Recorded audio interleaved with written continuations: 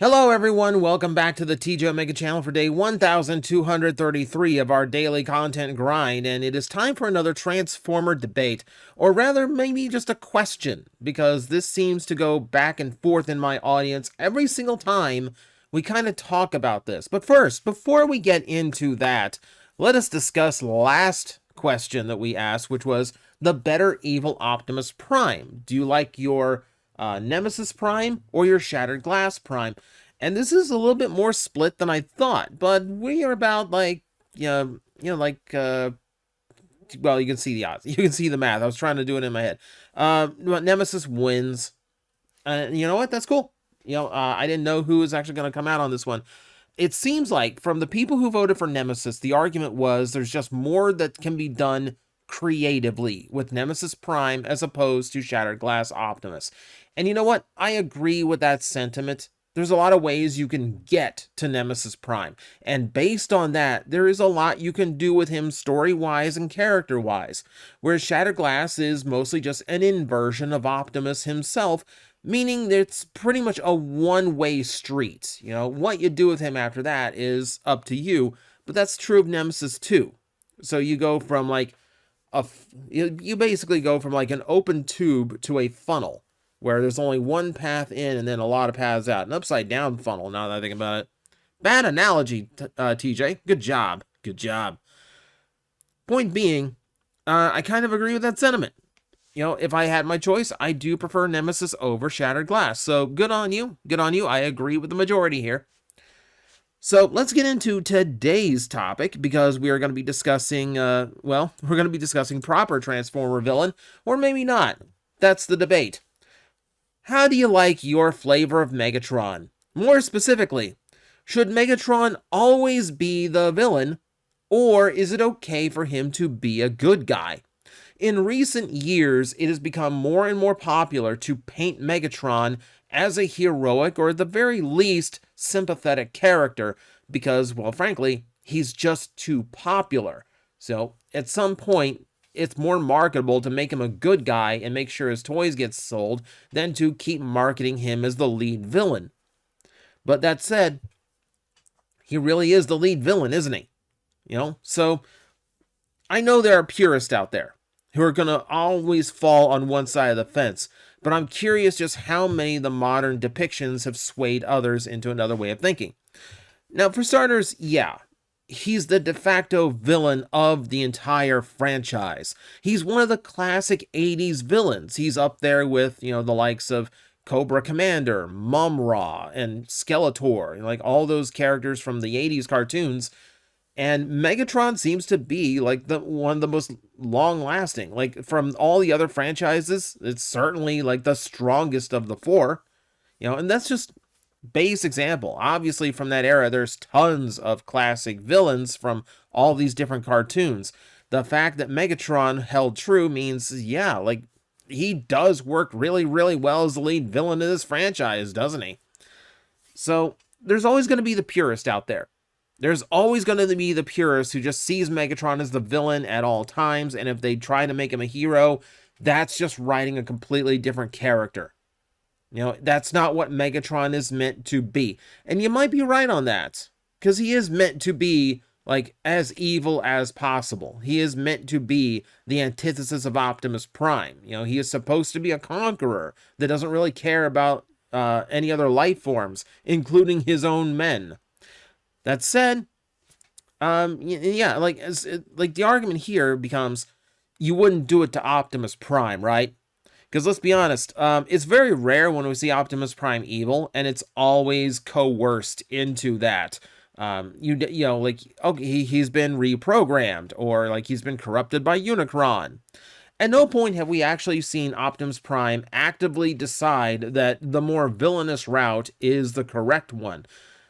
IDW kind of played with his morality toward the end of their 1.0 run, but that's maybe the extent of it. Because you wouldn't want to see Optimus Prime as a villain. That's why we come up with things like Nemesis Prime and, Shattered Glass Prime, because it acts more like a novelty than anything. And there's an argument that Megatron should be treated the same way, you know?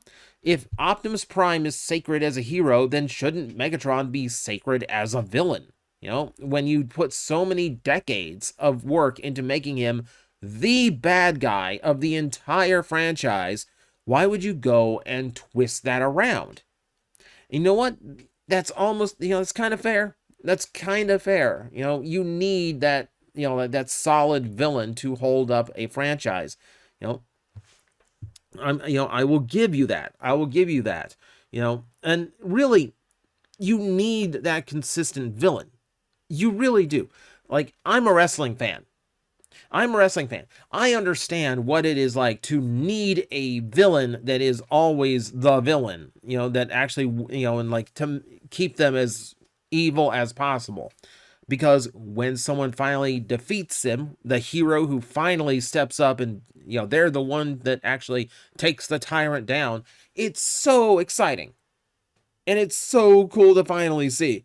I've been a wrestling fan long enough to see that, from Hollywood Hulk Hogan to modern day Tribal Chief Roman Reigns and Cody Rhodes at WrestleMania 40. Point being, you need that big villain that everybody knows to make the hero look all that much grander when he finally succeeds in defeating him. So Megatron is designed for that, and that really is the role. That said, we've had some compelling heroic Megatrons in recent years. I have spoken a lot about IDW Megatron on this channel and how much I love that story.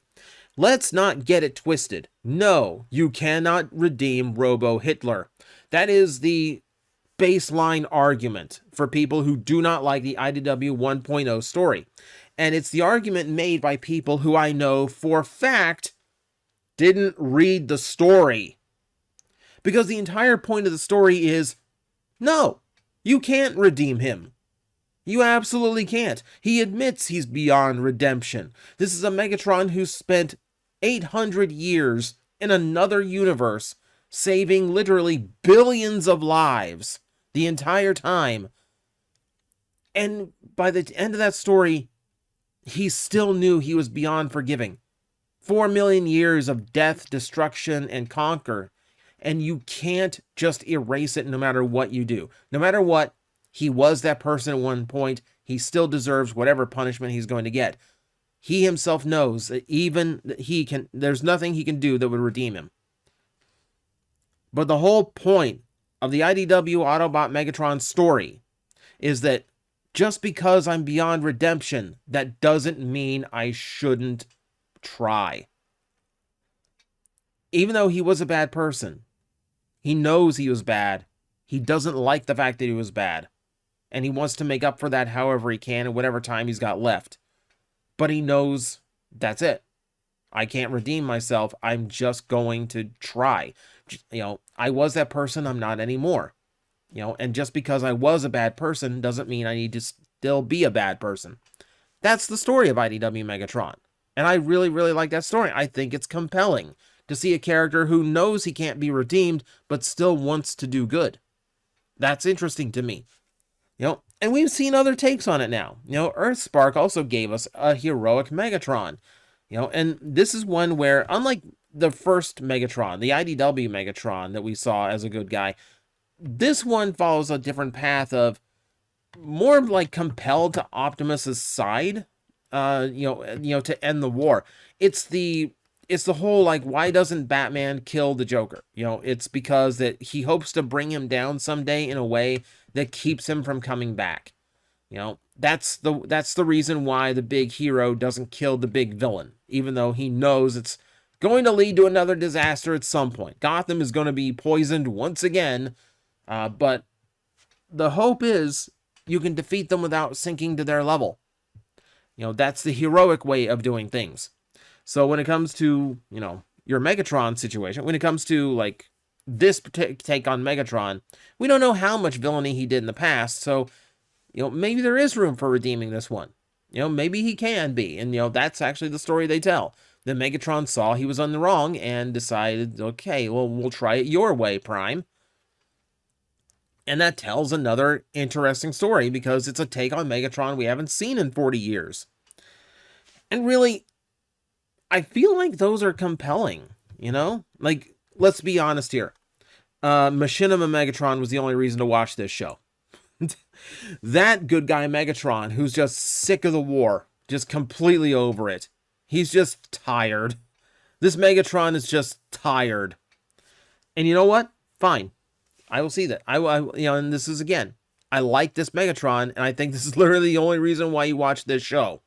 Because it's the only redeeming quality. And let's be fair here. It's happened everywhere else. It's happened everywhere else. Eventually, if a villain is around long enough, they will try to make them into a good guy in fiction at some point or another. There are very, very few exceptions. You know, Joker is an exception. Carnage and Spider-Man is an exception outside of when all the heroes and villains got their alignment reversed. That's a different story. Even then, Carnage was still a trash human being. He was just well-meaning. But no, like, you look at like Lex Luthor. You know, if we're comparing like lead hero and lead villain, you know, Superman and Lex Luthor, right? Luthor's put on the S and tried to be a hero before. You know, more than once, actually, he's tried to be on the more heroic side of things. And this was genuine. This wasn't a ruse. This wasn't a power play. It was like literally like he wanted to like take up the mantle.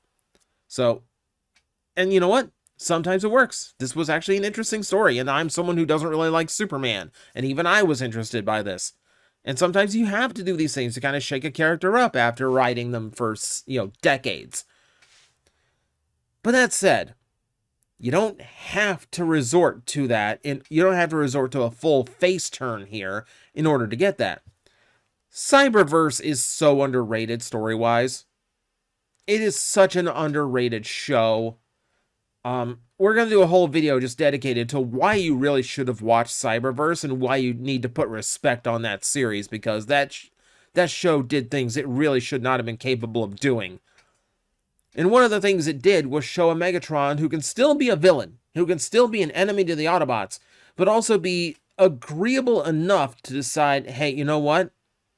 This war needs to end right now. You stay on your side, I'll stay on my side, and we'll just leave it at that. He's still antagonistic, but he's reasonable. You know, so you can have a Megatron who is still a villain, but also understand that there are more important things. You know? That there, you know, that we can actually like end this war on amicable terms. Or at the very least, agreeable terms. And that also is an interesting take on Megatron that we don't normally see. And I liked seeing that. Like, he's a really interesting take on Megatron for that.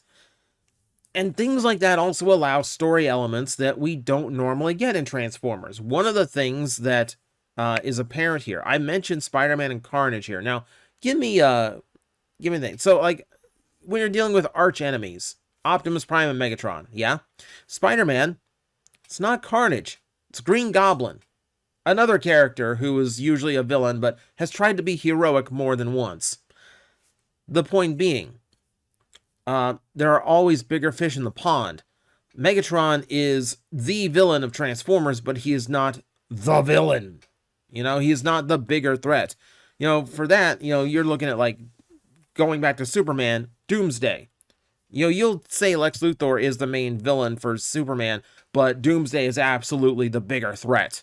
And that's true of a lot of heroes. That, you know, their arch villain isn't always their worst villain. You know, for Superman, you make an argument for Darkseid. For Spider-Man, it's Green Goblin. You make an argument for Carnage. There's a few others throughout history that you could potentially argue would be a far bigger threat.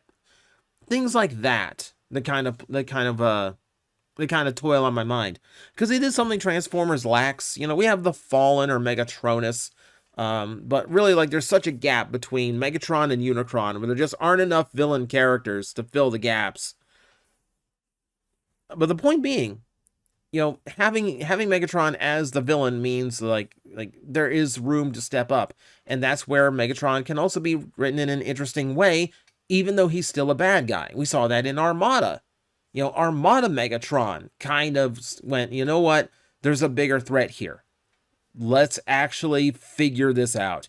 G2 Megatron kind of ends with him working alongside the Autobots to defeat the Swarm and G-Axis.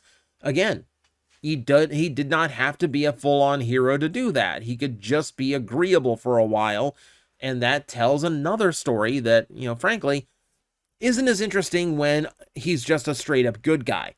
It gives the character as a villain more depth, and I think it makes the character more interesting. So there are ways to do it without making him the villain. So maybe all of the arguments of like why Megatron should be a good guy kind of go by the wayside when there are ways of writing around that and creating a similar compelling story without full on just taking your main villain and saying he's a good guy now. At the end of the day, Megatron is seen as the villain of Transformers. He is synonymous with that role, and there really isn't any permanent removal of him from that. Making him an Autobot in IDW, making him an ally in Earthspark, all of this might just be gimmickry for attention. I will admit, when Norman Osborn comes out and says, hey, I'm just going to be the Golden Goblin now and be a good guy, they're doing it for attention. When Lex Luthor puts on the Superman S, he's just doing it for attention. The comic books are doing it just for the sake of attention. Because oh my God, why is he a good guy now? And that's kind of how Megatron gets treated as an Autobot, but I feel like the stories are compelling enough to justify it. But then again, they're compelling because we expect Megatron to be the villain, because he makes a really, really good villain. And written correctly, and given the right context, you can still have a lot of those advantages of the Autobot, good guy Megatron, without actually, completely devastating the guy who should be your main villain. So, there's your debate. I have argued this a little bit back and forth here. Your debate is, which one do you like? Do you think Megatron should be a villain all the time, or is it okay for him to be a good guy once in a while? So, obviously, this is one of those where it's going to be like, well, it depends on the story. I use that answer a lot in the monthly Q&As. Well, it depends on the story. But there is a preference here, and I genuinely want to hear your preference, okay? So that's in the description below. You'll find a link to a straw poll. Just go to it, cast your vote, and here probably in a couple weeks, when I come up with another debate idea, we will discuss the results and see how everything turned out. For now, that's what I have for you today. Thank you very much for watching, and as always, I will see you next time. You've been waiting a long time, haven't you? But the wait's almost over. You're about to meet the brightest star in the universe. We're going to make an impact.